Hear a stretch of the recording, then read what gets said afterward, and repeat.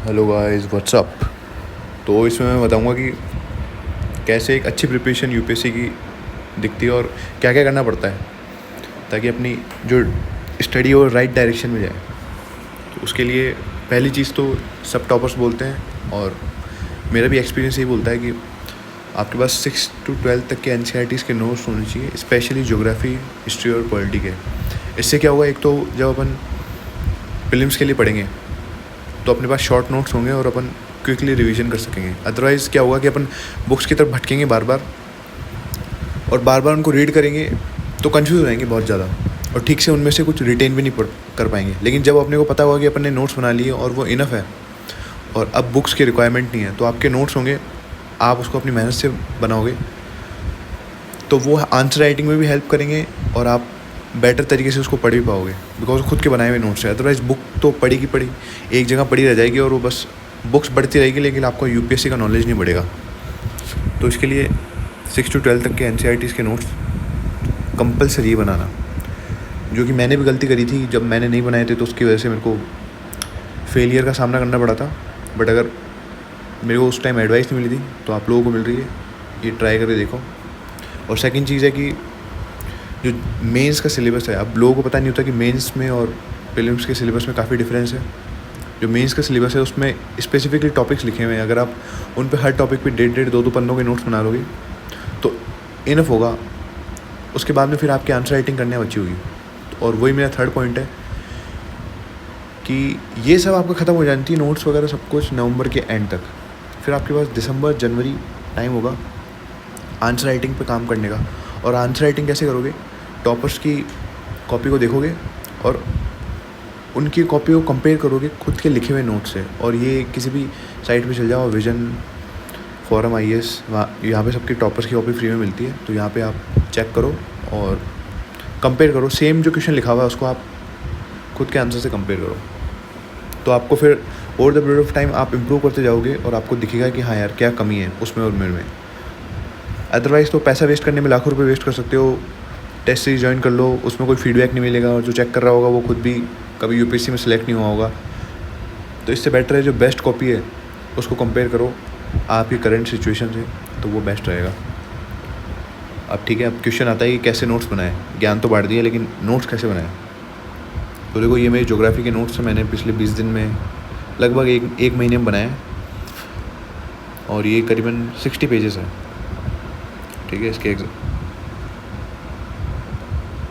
थोड़ा बहुत आपको आइडिया लगने के लिए देखो, अगर किसी को नोट्स वगैरह चाहिए होंगे तो मैसेज करना कमेंट्स में, तो मैं शेयर कर पाऊँगा उसको और बताओ कि किस टॉपिक पे वीडियो बनाना है। ठीक है, तो अभी के लिए तो ये मेरे नोट्स है। क्लास 9 का चैप्टर 2। तो इसमें जो जो मेरे को लगा कि मैं इसको आंसर में लिख सकता हूँ। देखो, नोट्स में लिखना वही है कि जो जो आपको लगे कि हाँ यार इस चीज़ को मैं अगर एग्ज़ाम में लिख सकता हूँ और मेरे को याद रखना चाहिए ये चीज़। फालतू कचरा भरने से कुछ नहीं होगा, नोट्स बड़े हो जाएंगे और आप एक छोटी बुक का बड़ी बुक बना लोगे, बड़ी बुक का छोटी बुक बना लोगे, लेकिन उससे कोई बेनिफिट नहीं मिलेगा आपको। तो नोट्स मिनिमम होनी चाहिए। ये देखो, इसमें ओनली जो इम्पोर्टेंट चीज़ है वो मैंने लिखी हुई है, ताकि अगर कभी क्वेश्चन पूछ ले तो मेरे पास लिखने के लिए डेटा हो। और प्रीलिम्स के हिसाब से भी बहुत बढ़िया है। ये मैप भी बना रखा है। अब इससे क्या होगा, देखो, हैंड रिटन नोट्स क्यों बनानी चाहिए, डिजिटली बनाने में क्या लॉस है। देखो, डिजिटली में फ़ायदा तो एक ही होगा कि उसमें आपको लॉन्ग टाइम तक वो आपके पास रहेंगे, कभी घूमेंगे नहीं।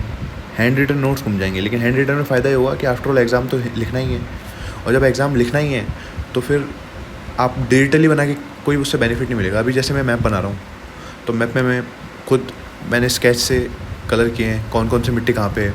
तो इससे मेरे को आइडिया लगेगा ना कि जब मैं एग्ज़ाम में रहूँगा तो एक मसल मेमोरी भी होती है, तो मेरे को याद रहेगा कि हाँ भाई ये यहाँ पे है। लेकिन जब मैं डिजिटली बनाऊँगा तो जब तो आप कॉपी पेस्ट कर सकते हो कहीं से भी, तब आपको इतना आइडिया नहीं रहेगा और आप इतने कनेक्टेड नहीं रहोगे अपने नोट से। तो इसके लिए बेटर होगा कि आप नोट्स खुद बनाओ और हैंड रिटन खुद के नोट्स होने चाहिए। आप कॉपी कर सकते हो किसी से कुछ चीज़, लेकिन आपके खुद के नोट्स होने चाहिए। और लास्ट चीज़ कि टॉपर्स कॉपी को कैसे एनालाइज करते हैं। जो ये टॉपर कॉपी है श्रुति शर्मा मैम, जो रैंक 1 आई है जिनकी, आई थिंक लास्ट ईयर उनकी रैंक 1 आई थी 2021 में आई थिंक। तो ये क्वेश्चन है, दो electric vehicles is gaining popularity, availability of lithium remains bottle neck, discuss the availability of lithium in India and world and also examine other challenges. ठीक है 10 words का है। तो देखो ऐसे क्वेश्चन, और ये लिथियम का तो काफ़ी इलॉन मस्क से रिलेटेड है, न्यूज़ में काफ़ी आती है। इलेक्ट्रिक कार्स, नितिन गडकरी जी है वो काफ़ी इसको पुश कर रहे हैं। हाइड्रोजन के लिए भी इंडिया काफ़ी पुश कर रही है। तो ये इस पे लिखना कोई बड़ी बात नहीं है, आप लिख सकते हो। देखो कैसे एक जो टॉपर होता है ना, वो उसने मिनिमम इंट्रोडक्शन लिखा है तीन लाइन, मैक्सिमम 4 लाइन। 3 लाइन एक अच्छा इंट्रोडक्शन है। उसके बाद में डायरेक्टली पॉइंट लिखे हुए कि भाई चाइना में 90% है, और चाइना से 90% इंपोर्ट कर रहा है इंडिया, और वर्ल्ड में कहाँ है। तो इससे क्या होगा कि इन्होंने डायग्राम भी डाल दिया। एक अच्छा जो आंसर होता है उसमें एक डायग्राम भी होता है, उसमें डेटा होता है। आप अपना ओपिनियन नहीं डाल सकते हर जगह, आप अपना ओपिनियन, क्योंकि आपका ओपिनियन मैटर नहीं करता। तो एक अच्छे आंसर में डेटा होना चाहिए, अच्छे आंसर में फैक्ट होने चाहिए, और जो पेपर लिख रहे हो GS3 तो उसकी लैंग्वेज होनी चाहिए। तो ये तीनों चीज़ें जब आपके आंसर में होंगी तो आपको बड़ा ही आंसर होगा। तो आप देख सकते हो, देखो कंपेयर कर सकते हो इससे। तो इन्होंने क्वेश्चन की डायमेंशन सारी फुलफ़िल करी है। और बड़े देखो लोग क्या सोचते हैं कि बहुत बड़े स्टेटमेंट लिखने हैं। अभी क्या होगा, नोट्स जितने कम होंगे ना, तो आपके पास एक्चुअली में लिमिटेड सोर्स होगा, आपके पास कीवर्ड्स होने चाहिए खाली। अभी देखो challenges of electricity mobility, lack of raw material, अब ये तो सबको पता है लैक ऑफ रॉ मटेरियल है।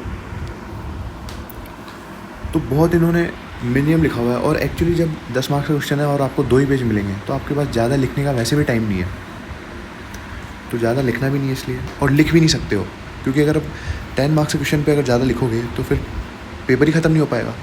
तो ये जो एक स्टेज है जिसमें आप कम लिख रहे हो, प्रिसाइज लिख रहे हो, वर्ड्स वेस्ट नहीं कर रहे, बहुत टाइम बाद आता है। और ये कैसे आता है, जब आप कंटिन्यूसली टॉपर्स के ओपीओ देखते हो, उनकी लैंग्वेज देखते हो, और ख़ुद उनके लिखे हुए आंसर लिखते हो।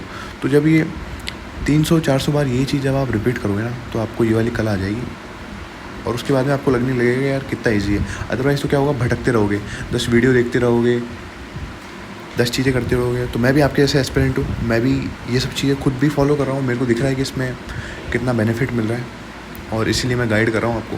अगर एक जने को भी हेल्प मिलती है तो मेरे लिए तो बहुत होगा वो। ओके, तो और कोई चीज़ अगर किसी को लगती है कि भाई कोई और चीज़ इसमें रह गई है तो मुझे बता देना, और किसी और नया वीडियो किसी और टॉपिक पे बनाना है तो वो भी आप बता सकते हो। ठीक है, मैं ये देखो यूट्यूबर तो मैं हूँ नहीं, मैंने तो फर्स्ट टाइम ये यूट्यूब वीडियो बना रहा हूँ। तो अगर किसी को कुछ सजेशन देना है तो दे सकता है। Okay, thank you.